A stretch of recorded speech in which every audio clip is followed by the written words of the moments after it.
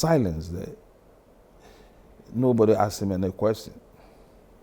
So he asked, young men, have you got questions to ask? Then I asked him, I said, Roger, you can address, your commander with his first name in those days.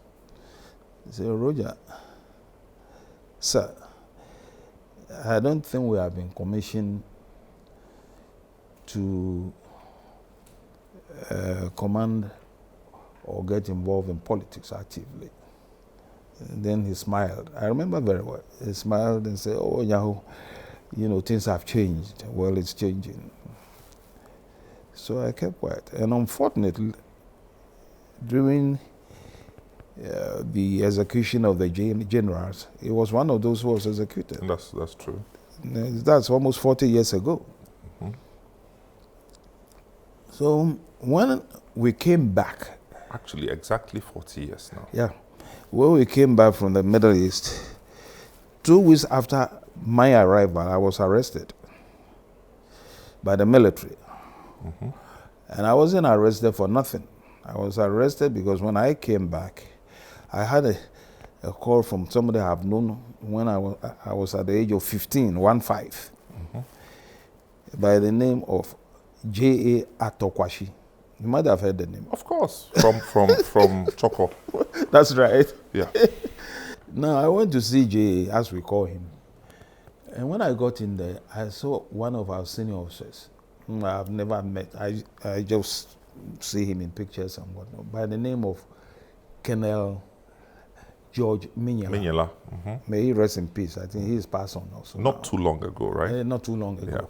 Yeah. He later became Ghana ambassador to Upper Volta during the time of J. Kufuor. Mm-hmm. Mm-hmm.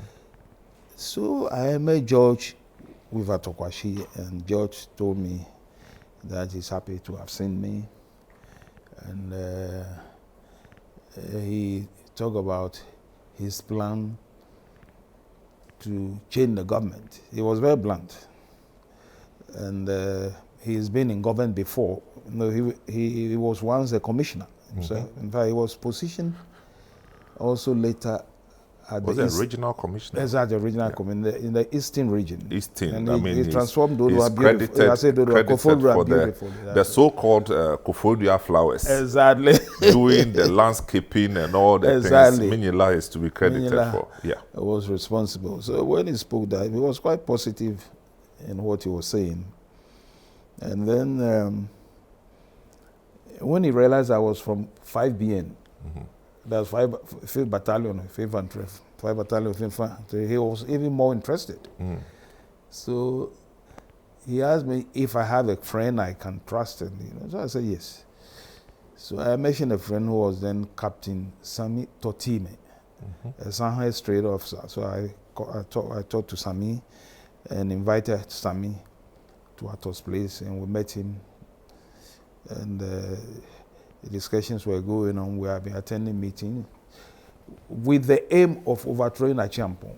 Mm-hmm. But one thing he said that even got me more interested in what was that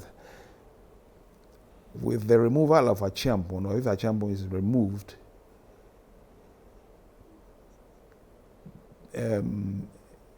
our stay as a government will be very brief, and then quickly bring in civilian government. This is what he said at that time. And while we were preparing for a coup d'etat, there had been a series of meetings. I think he got somebody also in who later gave... But who is this person he got in? For a lot of reasons, I wouldn't like to mention his name now, but he's still alive. Okay. I can later tell you. Well, you know yourself if you're watching us. Yeah. Who, unfortunately, if I'll say so, informed the... Blew your cover. Yeah, blew the cover, if I'll say so. And he was still attending meetings, but nobody suspected him. So now you have a mole in there. Mm-hmm. You follow me? So anything that you did or said was... He defined our political culture that was to be later. There's always a mole somewhere. That's right, that's right. So the D-Day, or the night before the D-Day, we had a last meeting at somewhere in Carnation. Mm. And just when I got back home, a car drives in or drove in. And where were you living at the time? I was then at Michelle camp. But I've come down to Accra. Okay.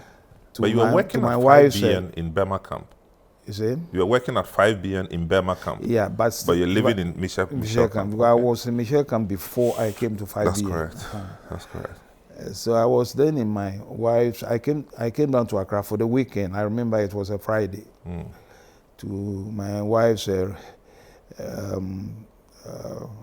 parents' house. You know, that was where I was arrested. Okay. I was arrested and taken straight to So you left branch. Kanishi. Yeah, I left Kanishi. And then your wife's, your in-laws' places will be where? Oh, just at Roman Ridge. Roman Ridge. Roman Ridge. And in fact, I came there because the idea was we were going out to a disco. Okay. That was the plan. You're the man about town. Oh, not really. Which were some of the discos at the time? Oh, discos. We were then going to Metropole, Keteke. Jesus Christ. Keteke or Gondola. No, and you were doing the dance, oh, Gondola. Yeah. We had a lot of interesting jams those days. Very interesting. So when I was arrested, I was sent straight to Special Branch, one of their detention places, almost opposite the military hospital. Yeah, 37, yeah. Although I knew what I've done, so I wasn't really bothered. I knew what I've done, so I wasn't really bothered. But I'm sure you were wondering what else they knew that you did. Exactly. By then I had no idea that there had been a mole also. Later on I got to know, or we got to know. Then I noticed also that my other colleagues have all been picked up. But you know, Atogashi was picked up, Captain Tajman was picked up, Captain Ayu was picked up, and Kenneth Minyala was picked up. Now, what they did was that they sent us, no, only 2 of us were sent to the special branch cells. What now they call BNI. Formerly it used to be called special branch. Special branch, yeah. So we're sent to a special branch cells. You will never know who is next to you. Next to you, yeah. You are stripped down, naked, with only your pants underwear on you. You sleep there, mosquitoes. You can imagine. They had a light on, very powerful lights like this, in 24 hours. So we were there for a couple of days. It was getting into weeks. Then you can know that there's something serious happening. Then they started with their usual questionings, if I'll say so. I was sent to, of course they pick us individually. I was sent to one of their meetings where I was questioned. Now, let me put this thing in context. So you were a young military officer who was also a professional as in terms of your medical practice. Exactly. You were practicing medicine I was. as a military man, and you were drawn into this whole coup d'etat thing. And so you had hopes of getting into leadership of some sort, or determining who becomes the legitimate leader of the country. Right. That's right. So you've been passionate about leadership right from that. Oh, absolutely. Whoever leads this country, I feel must be somebody who is really competent. Okay, so they took you to, do you remember some of the people that questioned you during this yeah, I do. period? I remember the chairman for that particular interview was, I think it's still around. He was then Chief Superintendent of Police, Mr. Francis Poku, who later became Minister of National Security. So you can see. It goes round, eh? So very interesting, very interesting. Francis, I remember. And, you know, he was such a gentleman, very calm and cool, his questioning. And, but I noticed one thing, that if you really want to sort of, because they have all the information already. You follow me? So with my experience in psychology and whatnot, you know, you either tell them what you know. Don't try to, you know. Well, if you try to evade certain questions, rather, then they will be physical on you. You follow me? And Francis was such a wonderful gentleman. And after we were released, we have become very good friends till today. Oh, yeah. So under what condition were you released, and were all of you? I mean, it's quite interesting. When we were in special branch cells, we stayed in there for 3 months without even seeing the sunlight. That's where you do everything. That's where you live. That's where you sleep. Then I remember one fine morning we were asked to get ready to go and meet a gentleman. And he was then in charge of intelligence. He was a police officer. I think the name is Bokman. Bokman. Another fine gentleman. We met him, and we thought we were going to be released because George Miller kept on saying that they can never try us. Because he was once in government, he knows exactly why he says so. So when we met this gentleman, Bokman, fine officer, he had a chat with us. But then there were a lot of problems in town. Acheampong was facing a lot of problems. Very, very serious Was Bokman challenges. in government at the time? Oh, he was then head of security. You follow me, national security. Yeah. What was the full name? Bokman. There were 2. One was a soldier, but this one was a police officer.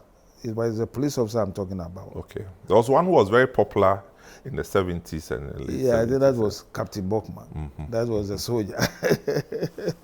But this one, definitely, I think he was commissioner of police also. Okay. No, he spoke with us nicely. You know, we thought we are going to be released, but when he finished with us, we just marched back to our cells. Oh, very, very, very disappointed. I'm telling you. I remember what he did was that he allowed us to be given meals from home. That was the only thing. But even that didn't even take a long time. I think 2-3 days later, we were asked once again to get together. They brought us our uniforms and when we dress up. We were put into a van with cars, with guns, and we started, the vehicle was moving towards the northern part of the country. We had then left Accra. We noticed that we were heading north. We passed through the various, villages along the Nsawan Road, and lo and behold, we ended up at Nsawan prisons.